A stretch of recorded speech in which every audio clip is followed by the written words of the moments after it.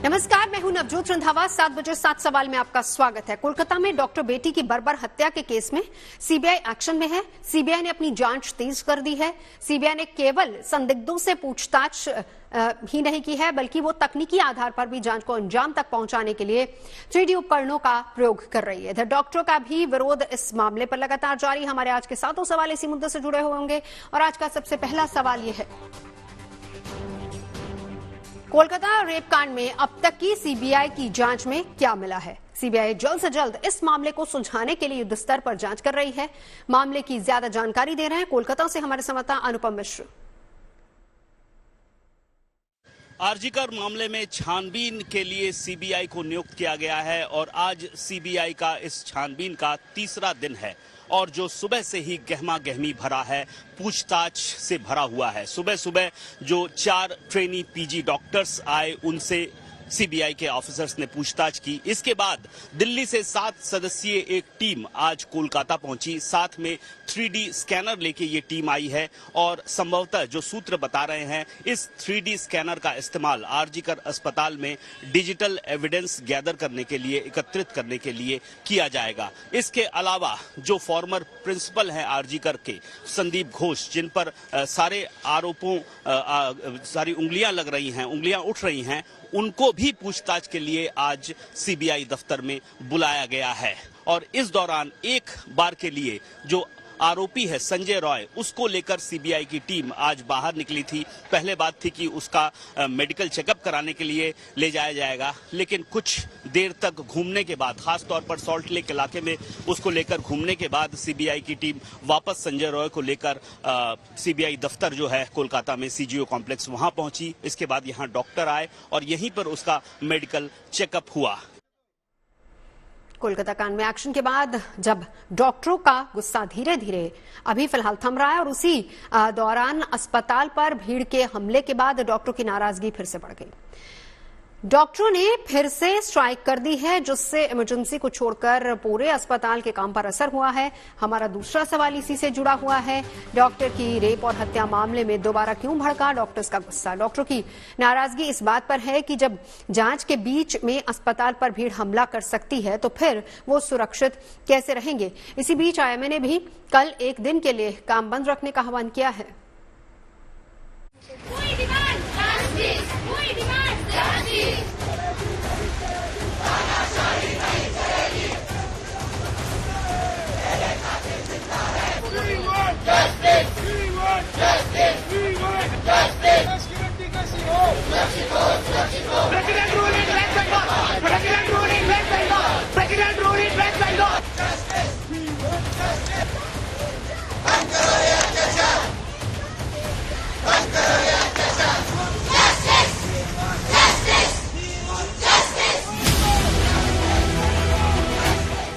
कोलकाता में डॉक्टर के साथ हुई बर्बरता के बाद सरकार के एक्शन से डॉक्टरों का गुस्सा धीरे धीरे शांत हो रहा था कि 14 अगस्त की रात में आरजीकर अस्पताल में होने वाले उपद्रव के बाद डॉक्टरों का गुस्सा फिर से भड़क गया है। जूनियर डॉक्टर्स ने पूरे देश में अपना विरोध तेज कर दिया है। कोलकाता के आरजीकर अस्पताल में डॉक्टरों के विरोध प्रदर्शन में अस्पताल के दूसरे स्टाफ भी शामिल हो गए हैं। आज मेडिकल स्टाफ की सुरक्षा की मांग को लेकर नर्सिंग स्टाफ भी धरने पर शामिल हुआ। वहीं दिल्ली के बड़े सरकारी अस्पताल एम्स, सफदरजंग और आरएमएल में भी जूनियर डॉक्टर का प्रदर्शन जारी रहा। मुंबई से लेकर तिरुवनंतपुरम तक और भोपाल से लेकर हैदराबाद तक नाराज डॉक्टर्स सड़कों पर उतरे और डॉक्टरों की सुरक्षा की मांग की गई। वहीं डॉक्टर के साथ बर्बरता बरतने वाले दरिंदों के लिए फांसी की मांग भी की गई। कोलकाता के आरजीकर अस्पताल में एक तरफ डॉक्टरों का प्रदर्शन जारी है तो वहीं दूसरी ओर पुलिस का सख्त पहरा है। 14 अगस्त की रात इस अस्पताल में असामाजिक तत्वों ने जिस तरह की अराजकता पैदा की, उसके बाद से डॉक्टर्स के साथ साथ अस्पताल के दूसरे स्टाफ भी भड़क गए हैं। आज हड़ताली डॉक्टर्स के समर्थन में नर्सिंग स्टाफ भी कॉलेज परिसर में धरने पर बैठ गया।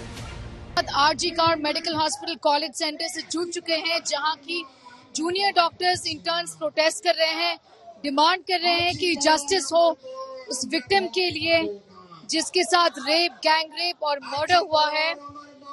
आरजीकर अस्पताल हमारी माँ है, हम डरे हुए नहीं हैं। ये स्लोगनियरिंग इस समय स्टूडेंट्स कर रहे हैं। सिर्फ स्टूडेंट्स ही नहीं, यहाँ के जो वर्कर्स हैं, स्टाफ हैं, कर्मचारी हैं, यहाँ के तक के सफाई कर्मचारी भी अस्पताल के, वो भी इस धरने में जुट चुके हैं। एम्स सफदरजंग और आरएमएल में जूनियर डॉक्टरों ने काम बंद रखा। आरजीकर अस्पताल में उपद्रवियों के हमले के बाद इनका गुस्सा भड़क गया है और वो अब बगैर सुरक्षा के ठोस आश्वासन के अपनी हड़ताल खत्म करने को तैयार नहीं हैं। इनकी मांग है कि डॉक्टर हत्याकांड की निष्पक्ष जांच हो, आरजीकर अस्पताल में तोड़फोड़ करने वालों को गिरफ्तार किया जाए, केंद्रीय हेल्थ केयर प्रोटेक्शन एक्ट को लागू किया जाए, देश के अस्पतालों को सुरक्षित क्षेत्र घोषित किया जाए और डॉक्टर्स, खासकर महिला डॉक्टरों की सुरक्षा के लिए तत्काल कदम उठाए जाएं। डॉक्टर्स का कहना है कि जब तक उनकी मांगे नहीं मानी जाएंगी तब तक उनका आंदोलन जारी रहेगा। कुछ आप लोगों की मांगे हैं? देखिए, हम लोग पहले दिन से ही 5 दिन हो गया हमारे स्ट्राइक का, और हमने पहले दिन से ही बता रखा है कि हमें जो विक्टिम है उनके लिए जस्टिस चाहिए और हमें एक सेंट्रल प्रोटेक्शन एक्ट चाहिए कि ये दोबारा ना हो। आपने 14 तारीख की रात में ही देखा कि इतना पूरे देश में प्रोटेस्ट हो रहा है कि डॉक्टरों की सुरक्षा की जाए, जो हेल्थ केयर वर्कर्स उनकी सुरक्षा की जाए। उसके बावजूद 1000 लोगों की मॉब आकर के अस्पताल में हमला कर देती। तो इसीलिए हम लोग खड़े हुए हैं कि जब हम प्रोटेस्ट करते टाइम ही ये हो जा रहा है तो बाद में क्या होगा। स्वास्थ्य मंत्रालय के दफ्तर के बाहर आप पहुंचे, यहाँ क्या आप मांग लेकर के पहुंचे? देखिए, यही मांग लेकर के पहुंचे हैं जो हम अपने अपने अस्पतालों से ले रहे थे, जो शायद आवाज यहाँ तक पहुंच नहीं रही थी। तो हमने सोचा थोड़ा करीब आ जाते हैं मंत्रालय के और उनको बताने की कोशिश करते हैं। मुंबई में भी नाराज जूनियर डॉक्टर सड़कों पर उतरे और इंसाफ की मांग की।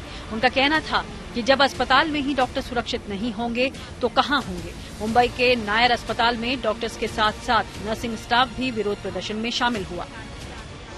वहीं तिरुवनंतपुरम में भी डॉक्टरों ने विरोध मार्च निकाला और कहा कि कोलकाता का मामला केवल डॉक्टर्स तक ही सीमित नहीं है, बल्कि ये मामला महिला सुरक्षा से भी जुड़ा हुआ है। इस वक्त हम तिरुवनंतपुरम में हूँ, जहाँ पे डॉक्टर्स एक प्रोटेस्ट मार्च कर रहे हैं। जैसे आप देख सकते हैं, यहाँ पे डॉक्टर्स जो Thiruvananthapuram medical college, regional cancer centre और श्री चित्रा तिरुनाल इंस्टीट्यूट की डॉक्टर्स है, उनका प्रोटेस्ट हो रहे हैं। इसमें resident doctors, PG, UG, dental college students सब लोग हैं। भोपाल में भी डॉक्टर्स के बीच नाराजगी देखी गई। यहाँ के हमीदिया अस्पताल और गांधी अस्पताल के डॉक्टर्स ने कोलकाता की घटना के विरोध में मार्च निकाला। यहाँ के एम्स में भी जूनियर डॉक्टर हड़ताल पर हैं। मध्य प्रदेश के करीब 3000 डॉक्टर्स के हड़ताल पर चले जाने की वजह से यहाँ के अस्पतालों में ओपीडी सर्विसेज बाधित हो गई। देश भर में डॉक्टरों के बीच गुस्से का माहौल है। भोपाल एम्स के डॉक्टर तो लगातार हड़ताल पे थे ही, अब मध्य प्रदेश के जो तमाम जूनियर डॉक्टर्स हैं सरकारी अस्पतालों में, मेडिकल कॉलेजों में जो सेवाएं दे रहे हैं, वो भी आज से हड़ताल पे चले गए हैं। जूनियर डॉक्टर्स की हड़ताल का इंडियन मेडिकल एसोसिएशन ने भी समर्थन किया है और उनके समर्थन में कल सुबह से 24 घंटे तक काम बंद करने का फैसला किया है। कोलकाता से स्नेहा मोरदानी के साथ bureau report, good news today.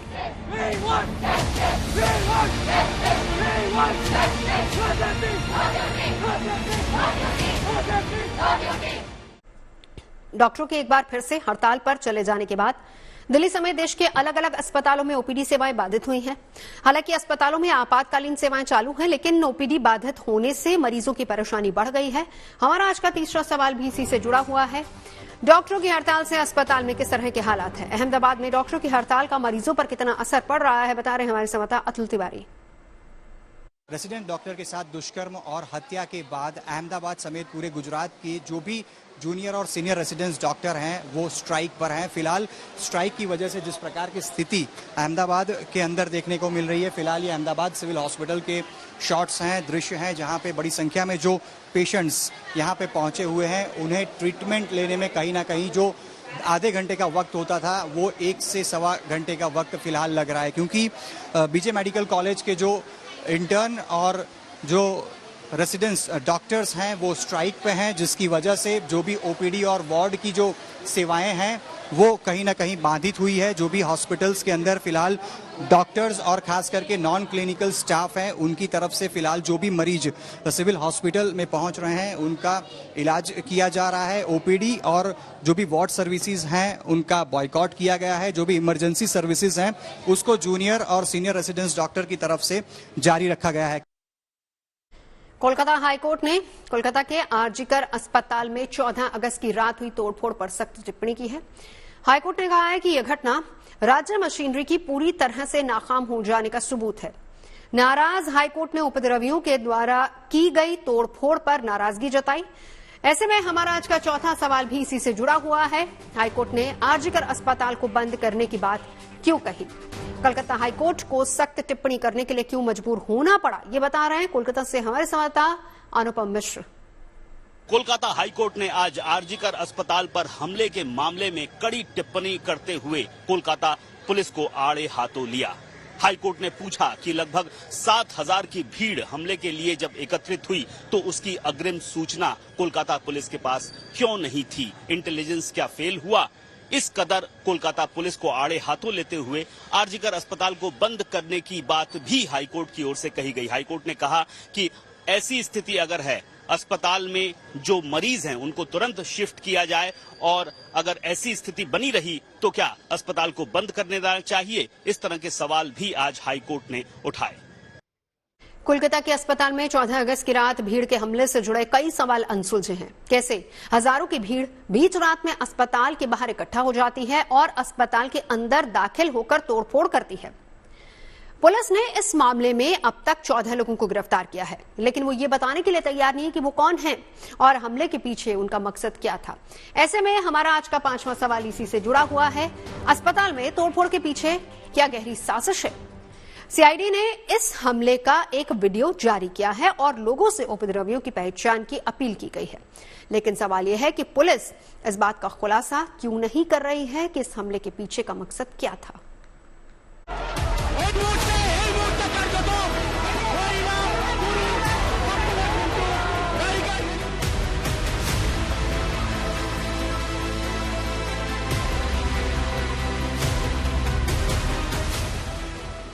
Kolkata के आरजीकर अस्पताल के कैंपस में अभया के इंसाफ की मांग करता पोस्टर और इमरजेंसी के बाहर लगी बैरिकेडिंग ये बताने के लिए काफी है कि इस अस्पताल को दरिंदगी और अराजकता दोनों से जूझना पड़ा है। इन घटनाओं से अस्पताल पर लगे दाग को छुपाने के लिए अस्पताल के कैंपस में भारी भरकम पुलिस फोर्स तैनात कर दी गई है। 8 अगस्त की रात यहां दरिंदगी का ऐसा खूनी खेल खेला गया जिससे पूरा देश आहत है। अभी अस्पताल और इंसानियत पर लगे दाग पुराने भी नहीं पड़े थे कि 14 अगस्त की रात एक बार फिर से उपद्रवियों ने अस्पताल पर एक और कालिख पोत दी। 14 अगस्त की आधी रात हजारों की भीड़ अस्पताल के बाहर इकट्ठा हो जाती है और उपद्रव करने लगती है। अचानक हजारों की भीड़ वहां पहुंचने के बाद अस्पताल में तोड़फोड़ शुरू कर देती है। भीड़ अस्पताल में घुस जाती है, इमरजेंसी में तोड़फोड़ करती है और उस सेमिनार हॉल तक पहुंच जाती है जहां एक महिला डॉक्टर का बेरहमी से कत्ल कर दिया जाता है। What has Calcutta police not done? In this case, they have done everything, and I do it. I am saying it under everything under my command. My men have worked day and night to detect this case, to collect evidences. They collect the best of evidences. The main accused has been arrested. इस घटना के बाद कई ऐसे सवाल खड़े हो गए हैं जिनके जवाब अभी तक नहीं मिले हैं। आखिर उस रात हजारों की भीड़ कैसे एकत्रित हो गई? भीड़ जुटने के बाद भी पुलिस उपद्रवियों पर काबू पाने में क्यों नाकाम साबित हुई? ये भीड़ कहां से आई? क्या इसके पीछे कोई साजिश है? पुलिस अब तक ये क्यों नहीं बता रही कि जिन्हें पकड़ा गया है वो कौन है? उन लोगों के अस्पताल में तोड़फोड़ करने के पीछे क्या मकसद था? पुलिस इस घटना में शामिल लोगों की पहचान करने में जुटी है, लेकिन पुलिस की भूमिका पर सवाल उठ रहे हैं। पहला आधा घंटा पुलिस चुपचाप था, कुछ नहीं किया, भांगचूर करने दिया, गर्ल्स हॉस्टल में घुस गया, 4 ताला चला गया एविडेंस टैंपर करने के लिए, इमरजेंसी को पूरा तोड़फोड़ कर दिया, पेशेंट पार्टी को मारा, महिला संवादिक को मारा, पुलिस कुछ नहीं किया। उसके बाद आधा घंटा बाद फिर उन लोग का नाटक शुरू हुआ, टीयर गैस फेंकना। तो ये सारा मिला हुआ है। पुलिस ने इस मामले में अब तक 24 लोगों को गिरफ्तार किया है। सीआईडी ने उस घटना का फुटेज भी जारी किया और सीसीटीवी से मिली तस्वीरों के जरिए उपद्रवियों की पहचान के लिए लोगों से अपील की है कि police, Kolkata police social media में दे रहे हैं, जो लोग उधर खत्म किया, सारा डिस्ट्रक्शन किया, कि अगर आप इन लोग को पहचानते हैं तो हम लोग को साथ कांटेक्ट करिए। पुलिस पब्लिक का हेल्प मांग रहे हैं। अगर आज बीजेपी का कोई होता ना, घर से उठा के लेके आ जाता, अमेरिका से भी भाग जाते तो अमेरिका से उठा के लेकर आता, और इधर में पुलिस को मालूम नहीं है, विनीत गोयल को मालूम नहीं है। सीआईडी की तरफ से जारी किए गए वीडियो में बेकाबू भीड़ के आगे पुलिस बेबस दिख रही है। पुलिस और प्रशासन की बेबसी से कलकत्ता हाईकोर्ट भी नाराज है। आज हाईकोर्ट ने इस मामले पर सुनवाई के दौरान सरकार पर सख्त टिप्पणी की। 14 अगस्त की रात स्वास्थ्य कर्मियों पर हमले को लेकर केंद्र सरकार ने बड़ा फैसला किया है। केंद्रीय स्वास्थ्य मंत्रालय ने डॉक्टर्स की सुरक्षा को लेकर निर्देश जारी किए हैं। मंत्रालय ने सभी मेडिकल इंस्टीट्यूशंस को कहा है कि डॉक्टर्स पर हमले की स्थिति में 6 घंटे के अंदर एफआईआर दर्ज करवानी पड़ेगी और ये जिम्मेदारी उस संस्थान की होगी जहां पर मेडिकल स्टाफ की तैनाती होगी। ऐसे में हमारा आज का छठा सवाल भी इसी से जुड़ा हुआ है। केंद्र सरकार ने मेडिकल स्टाफ पर हमले को लेकर क्या निर्देश जारी किए हैं, इसके बारे में ज्यादा जानकारी दे रही है हमारी संवाददाता Milind Sharma. RG medical college में होती हुई बर्बरता को देखकर सरकार का ये बड़ा निर्णय लिया गया है। स्वास्थ्य मंत्रालय की तरफ से सारे हेल्थ इंस्टीट्यूशंस को कहा गया है कि अगर डॉक्टरों पर हमला हो तो 6 घंटे के भीतर उस पर एफआईआर दर्ज कराना जरूरी है और ये जिम्मेदारी जो है हेड ऑफ इंस्टीट्यूशन की ही होगी। जिस तरीके से लगातार डॉक्टर्स धरने पर हैं आरजी मेडिकल कर में हुई बर्बरता को लेकर एक फीमेल डॉक्टर के साथ, उसके बाद ये बड़ा निर्णय लिया गया है स्वास्थ्य मंत्रालय की तरफ से और हर राज्य में और हर हेल्थ इंस्टीट्यूशन में।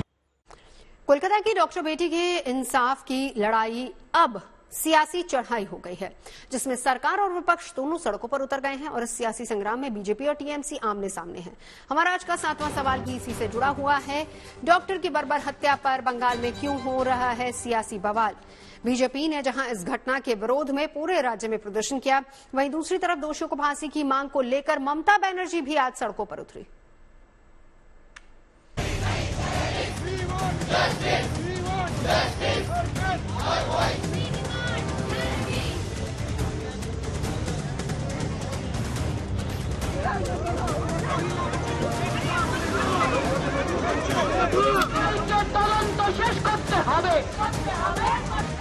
कोलकाता के एक डॉक्टर बेटी की इंसाफ की लड़ाई अब सियासी लड़ाई में तब्दील हो चुकी है। पश्चिम बंगाल में सरकार और विपक्ष दोनों सड़कों पर उतर गए हैं।